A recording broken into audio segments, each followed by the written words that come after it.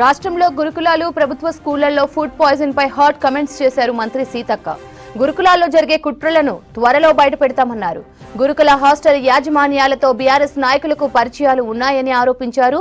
త్వరలో అన్ని వివరాలు వెలుగులోకి వస్తాయన్నారు మంత్రి. బీఆర్ఎస్ హయాంలో ఎంతో మంది అమాయకులు విద్యార్థులు చనిపోయారని, ఈ విషయం అందరికీ తెలుసని గాంధీభవన్లో చెప్పారు సీతక్క. గురుకులాల గురించి కూడా మేము చెప్తా ఉన్నాం. ముందుగాల కేటీఆర్ మీ హయాంలో ఎంతమంది చనిపోయారో ఆ రోజు ఒక్కరి దగ్గర కూడా మీరు పోలే. కనీసం ఇప్పుడైనా ప్రతిపక్షంలోకి వచ్చినావు కదా, ఈరోజు పోండి. మొన్న వాంకడి ఘటనలో మా మంత్రులు నలుగురు ఫాలో అప్ చేసినాం, నేను కూడా ఫాలో అప్ చేసిన. మా దామోదర్ రాజనరసింహ గారు రెగ్యులర్గా అక్కడ హెల్త్ మినిస్టర్గా వారు ఉండి ఎప్పటికప్పుడు అందుబాటులో ఉన్నారు. ఇద్దరు మినిస్టర్లు అక్కడ చేసిండ్రు. ఇంకా మేము పోలే మా నలుగురు మినిస్టర్లు అక్కడ నిరంతరం చేసినాం. అదే కాకుండా 16 లక్షలు ఖర్చు పెట్టినాం అమ్మాయిని బతికించడం కోసం. మధ్యలో అమ్మాయి అంటే ఒక కొద్దిగా కోలుకున్న తర్వాత సడన్గా మరి హార్ట్ స్ట్రోక్ లాగా కార్డియాక్ అరెస్ట్ తోటి మళ్ళీ కోమాలోకి వెళ్ళిపోయి చనిపోవడం జరిగింది. అయినా కూడా మా యొక్క ఎమ్మెల్సీ దండే విఠల్ గారు మొత్తం అక్కడ కాపలా ఉన్నట్టుగానే ఉండి పర్యవేక్షణ చేయడం జరిగింది. మరి హైదరాబాదు నిమ్స్ కంటే ఇంకా అత్యున్నతమైనదైతే నిమ్స్ మన అందరికీ అత్యున్నతమైన హాస్పిటల్. దాంట్లో మేము ట్రీట్మెంట్ ఇచ్చే ప్రయత్నం చేసినాం. 25 రోజులు ప్రయత్నం చేసినాం. అంతిమంగా సరే కొన్ని ఇబ్బందులతోటి ఆమె చనిపోయింది.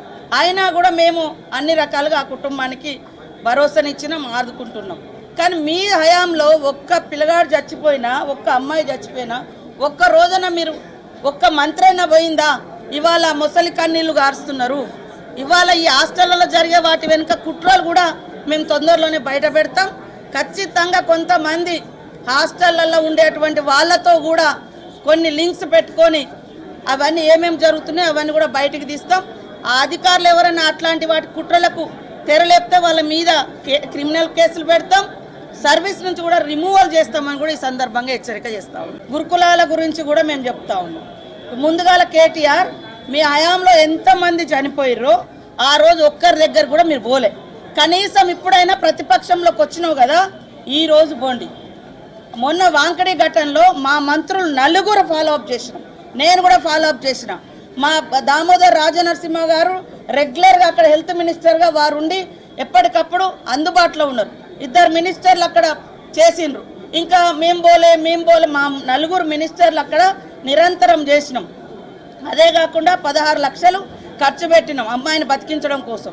మధ్యలో అమ్మాయి అంటే ఒక కొద్దిగా కోలుకున్న తర్వాత సడన్గా మరి హార్ట్ స్ట్రోక్ లాగా కార్డియాక్ అరెస్ట్ తోటి మళ్ళీ కోమాలోకి వెళ్ళిపోయి చనిపోవడం జరిగింది. అయినా కూడా మా యొక్క ఎమ్మెల్సీ దండే విఠల్ గారు మొత్తం అక్కడ కాపలా ఉన్నట్టుగానే ఉండి పర్యవేక్షణ చేయడం జరిగింది. మరి హైదరాబాదు నిమ్స్ కంటే ఇంకా అత్యున్నతమైనదైతే నిమ్స్ మన అందరికీ అత్యున్నతమైన హాస్పిటల్. దాంట్లో మేము ట్రీట్మెంట్ ఇచ్చే ప్రయత్నం చేసినాం. 25 రోజులు ప్రయత్నం చేసినాం. అంతిమంగా సరే కొన్ని ఇబ్బందులతోటి ఆమె చనిపోయింది. అయినా కూడా మేము అన్ని రకాలుగా ఆ కుటుంబానికి భరోసానిచ్చినాం, ఆదుకుంటున్నాం. కానీ మీ హయాంలో ఒక్క పిల్లగాడు చచ్చిపోయినా, ఒక్క అమ్మాయి చచ్చిపోయినా, ఒక్క రోజున మీరు ఒక్క మంత్రైనా పోయిందా? ఇవాళ ముసలి కన్నీళ్లు గారుస్తున్నారు. ఇవాళ ఈ హాస్టళ్లలో జరిగే వాటి వెనుక కుట్రలు కూడా మేము తొందరలోనే బయట పెడతాం. ఖచ్చితంగా కొంతమంది హాస్టళ్లలో ఉండేటువంటి వాళ్ళతో కూడా కొన్ని లింక్స్ పెట్టుకొని అవన్నీ ఏమేమి జరుగుతున్నాయో అవన్నీ కూడా బయటికి తీస్తాం. ఆ అధికారులు ఎవరైనా అట్లాంటి వాటి కుట్రలకు తెరలేపితే వాళ్ళ మీద క్రిమినల్ కేసులు పెడతాం. సర్వీస్ నుంచి కూడా రిమూవల్ చేస్తామని కూడా ఈ సందర్భంగా హెచ్చరిక చేస్తాం.